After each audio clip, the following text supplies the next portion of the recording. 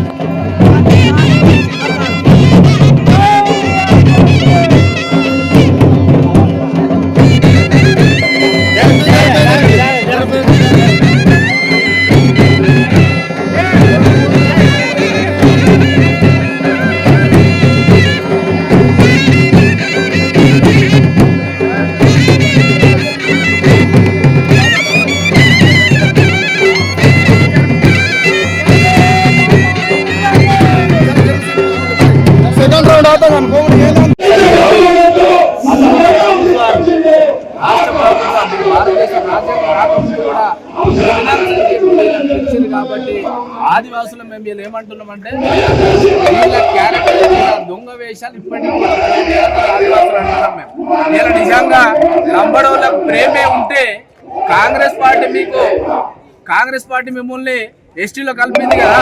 లంబడోళ్ళందరూ Congress party కాలు కడిగి నెత్తిన పోయాలి, కానీ ప్రతి పార్టీలో ముంగట పోయి ఉంటారు. బీఆర్ఎస్ లో వాళ్ళే ఉంటారు, కాంగ్రెస్ లో వాళ్ళే, బీజేపీలో వాళ్ళే. అంటే వీళ్ళు ఎంత మేధావులు అంటే ఇలా వీళ్ళు మేధావితనాన్ని ఉపయోగించి ఇలా రాష్ట్రంలో అనేకమైన ఒక ఆదివాసులకు అన్యాయం కాదు, ప్రతి ఒక్క గిరిజనేతరులకు గిరిజన తెగలకు ప్రతి ఒక్కరికి కూడా ఈ కులంతో అందరికీ కూడా ముఖ్యం అనేది మేము తెలియజేస్తున్నాం. ఇలా మేము ఒకటి చెప్తున్నాం, సుప్రీంకోర్టు